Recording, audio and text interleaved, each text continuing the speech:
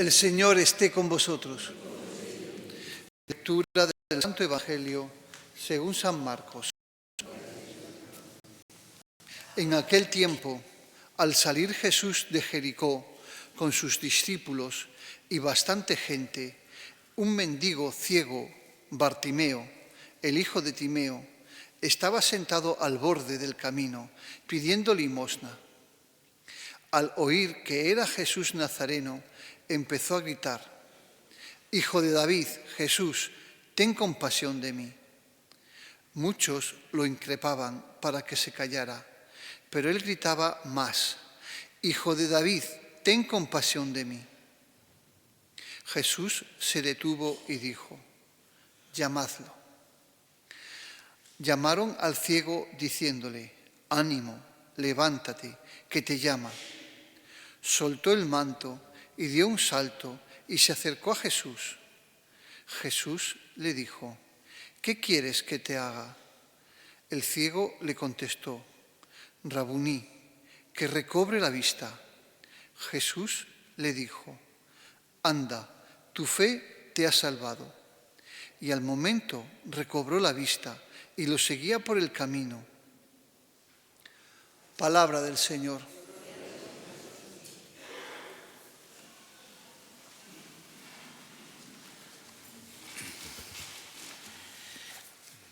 Es un acontecimiento extraordinario, muy importante, y sobre todo en los momentos que estamos viviendo.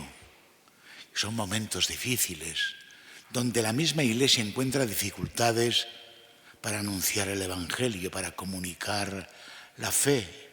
Lo experimentaréis vosotros en vuestra misma familia, en vuestra misma casa. Las generaciones jóvenes realmente son preocupantes con relación a la vivencia de su fe. De tal manera que el apartamiento de la Iglesia de menos de los 35 años es realmente, yo pienso que como nunca ha sucedido, ¿no? Y naturalmente la Iglesia tiene que buscar un método. Todos llevamos en el fondo la presencia de Dios, somos inhabitados por el Espíritu Santo. Esa es una verdad de fe. Y con esas verdades de fe tenemos que trabajar, no con otras elucubraciones que nosotros podamos hacer o con otros miedos. Bien, este sínodo ha tenido, como veis, 2 sesiones. Una en el año 23 y otra en el año 24. Finaliza hoy. Es muy parca la información que suele salir en los medios de comunicación. Posiblemente salga con una noticia más relevante la restauración del baldaquino de Bernini. El baldaquino son esas columnas que están encima del altar de San Pedro. Bien, es un baldaquino que se hizo con el bronce de un templo pagano, el Panteón de Roma, si alguna vez vais allí. En el siglo XVII fue Urbano VIII, un Berberini, una de las grandes familias de Roma, el que mandó construir eso. Después doy la explicación, ¿no?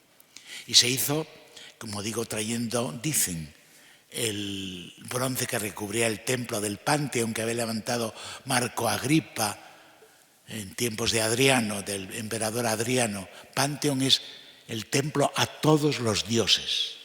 Bien, pues en el siglo XVII, como los papas tenían entonces, eran los que mandaban en Roma, eran los verdaderos emperadores de los estados pontificios, pues llevó, dicen, aunque no solamente fue necesario el bronce que recubría ese templo, sino que hay otra aportación que dice que vino gran parte de Venecia. Son 6.200 kilos de bronce labrado, bronce negro y bronce dorado, que recubren el altar. Y el altar está sobre la tumba de San Pedro. En tiempos de Pablo VI hubo arqueólogos que dudaban de si era verdad que el Vaticano estaba sobre la tumba de San Pedro, que es la tradición que siempre mantuvo la historia de la Iglesia. Y San Pablo VI echó un cuarto de espadas y apostó que allí estaba la tumba de San Pedro, y se hicieron los estudios arqueológicos y efectivamente, con admiración y sorpresa de algunos que lo dudaban, arqueológicamente está probado que está allí la tumba de los primeros cristianos que cuando murió Pedro lo enterraron como se hacía entonces con los difuntos, que tenían una gran veneración. Lo mismo ha pasado con San Pablo en San Pablo Extramuros.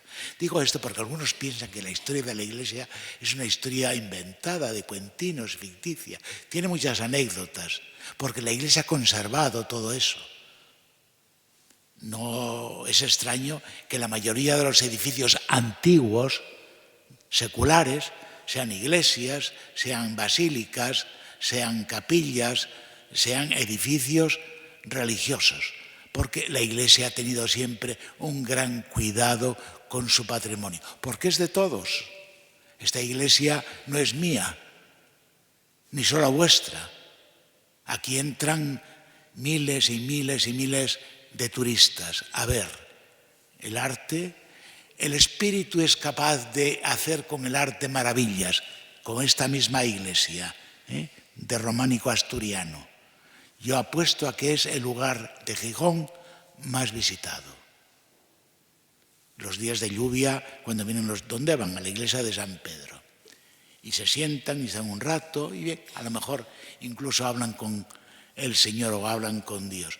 Bien, pues el baldaquino de Bernini tenía 25 años cuando hizo esa maravilla. Y es como dijo el Papa hoy, esto no es la cátedra, el baldaquino, no es la cátedra del poder, del imperio, es la cátedra del amor, es la cátedra de la misericordia, es la cátedra de la solidaridad, es la cátedra del amor fraterno. De allí, de esa fuente, bajo el baldaquino de Bernini, tiene que brotar una iglesia de puertas abiertas, una iglesia que sale a la calle, que lleva a la comprensión, una iglesia para todos, para todos, para todos, que nos cuesta trabajo entender esto, para todos, para todos. Bien, pues se ha reunido la segunda sesión del sínodo. El sínodo lo hubo a lo largo después del primer concilio. La Iglesia necesitaba reunirse para ir tomando decisiones a medida que iba creciendo y se iba encontrando con culturas distintas, se iba inculturando y encontraba una forma de pensar y una forma de celebrar las cosas. Y tiene que ir adaptando el Evangelio a la forma de vivir, a la mentalidad de la gente, y naturalmente vamos evolucionando, ¿no? Bien, pues después se pararon. Con el Concilio Vaticano II, como convocar un concilio es carísimo, hoy habría que convocar a más de 4.000 obispos, ¿dónde los albergas? En fin, todas esas cosas, ¿no? El Papa San Pablo VI restituyó los sínodos.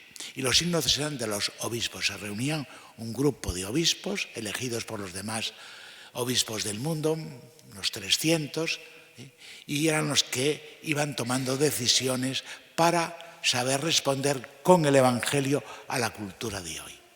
Bien, este Papa, la primera novedad, lo ha cambiado. Primero, se dio cuenta de que la Iglesia tiene que escuchar. Si quiere acertar con el método de evangelizar, tengo que ver qué pasa, qué dice la gente, cómo ve la gente a la Iglesia y por qué la critican y qué es lo que alaban y qué es lo que de verdad les presenta graves dificultades. Tenemos que escuchar. Pues el sínodo era escuchar, primero. Segundo, hablar con libertad. No lo que le gusta al Papa, no lo que le gusta a este cardenal. Y para eso, este Papa, que es vivo como él solo, pues dijo, todos alrededor de una mesa, que no haya categorías entre cardenales y sacerdotes, y seglares, porque además incluía a las mujeres. Son 368 padres y madres sinodales. Casi cuesta trabajo decirlo, ¿no? Padres y madres, porque hay mujeres, hay 58 mujeres en ese sínodo. Pues todos alrededor, porque hay un sacramento que nos iguala a todos. ¿Sabéis cuál es la dignidad mayor que tenéis? Hijos de Dios. Y cada uno de vosotros sois tan hijo de Dios como el cardenal de Roma. Somos todos iguales. El ministerio de la orden, dice el Papa, no es una dignidad, es un servicio. La Iglesia es para evangelizar y la Iglesia es para servir al mundo. Entonces, aquellos que hemos recibido la ordenación sacerdotal, estamos al servicio de la comunidad y dentro de la comunidad como Iglesia al servicio del mundo. Todos iguales. Luego, hablar con libertad. Cada uno que diga lo que el Espíritu le manda decir, le impulsa a decir. Hay que decir, aunque el cardenal no lo pueda oír, no le guste oírlo, usted dígalo. Cada uno lleva dentro una vivencia del mundo, una vivencia de la Iglesia, y la tiene que exponer. Nos tenemos que escuchar todos y hablar con libertad. Y por último, discernir. Aquí venimos a buscar lo mejor para la Iglesia y para el mundo. No a imponer nuestra opinión, no a imponer nuestro criterio, sino juntos decidimos, escuchándonos con libertad, hablando con libertad, pues cada uno aporta una partecita de la verdad y así podremos responder mejor a las necesidades del mundo. Como Iglesia, la Iglesia tendrá una respuesta más realista, más acomodada al mundo que vive. Bien, pues esto es precisamente lo que se está haciendo en el sínodo. No va a tomar grandes determinaciones ahora, porque los procesos son difíciles. Mirad, una de las novedades que se ha dado cuenta la Iglesia es que la Iglesia está enculturada en culturas muy distintas. La cultura africana es muy distinta de la europea, la hispanoamericana es distinta de la norteamericana, la de Oceanía es distinta de la India. Y os voy a poner un ejemplo. Mirad, aquí ha armado lío también esto, pero eso de las bendiciones a los homosexuales, que se pueda bendecir, hay una especie de permiso, sin que sea una cosa, como digo, litúrgica, un sacramento, ni muchísimo menos. Bien, los africanos no lo toleran. Para ellos la homosexualidad es un pecado, no lo comprenden. Pero tienen otro problema ellos que a lo mejor nos cuesta mucho trabajo comprender a nosotros, que en África hay poligamia. Y los obispos africanos piden a ver qué pueden hacer con aquellos polígamos que se convierten. Se quedan con la primera esposa, ¿qué hacen con las demás? Es un problema. Bien, digo esto para que entendáis que la Iglesia al inculturarse se encuentra con tradiciones, con vivencias, con modos de entender la vida distintos. Y entonces el problema es cómo dar una norma que sirva para todos. A veces es imposible. Y por eso, escuchándonos, a lo mejor acertamos a comprendernos primero y a saber que esto que se aplica en Europa a lo mejor no se debe aplicar en África, porque la cultura, el modo de pensar allí es distinto. Las cosas de la fe son muy breves. Amar a Dios sobre todas las cosas y al prójimo como a ti mismo.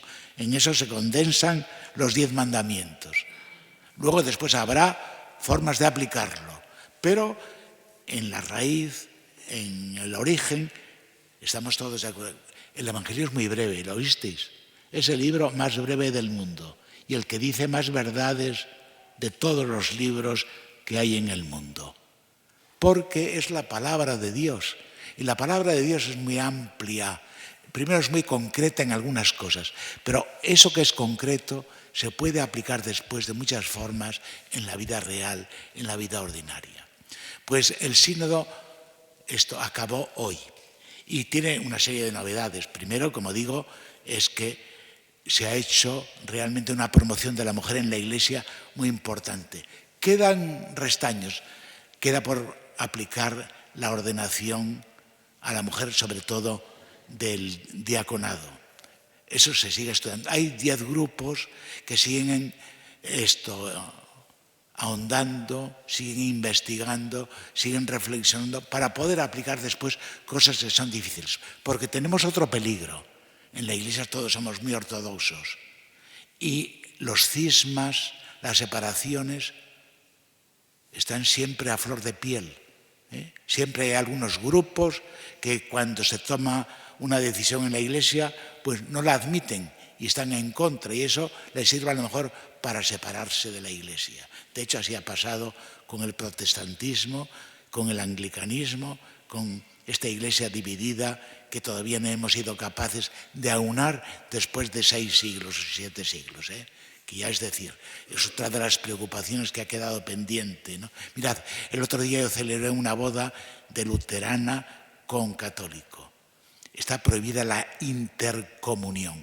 Los dos eran muy religiosos, pero como tenemos diversa forma de explicar la presencia real de Jesucristo en la Eucaristía, pues primero en la dispensa que da el arzobispo para que se pueda celebrar ese matrimonio de mixta religión, luteranos y católicos, una dispensa pone expresamente que no se puede celebrar la Eucaristía, porque tenemos diferente forma también de celebrarlo. Como veis, todo esto es para que nos sintamos miembros de la Iglesia, pero comprendamos la historia que viene así y hagamos intentos de superarnos. Y por eso es necesario escucharnos, hablar con libertad y tomar después decisiones para el bien común de la Iglesia.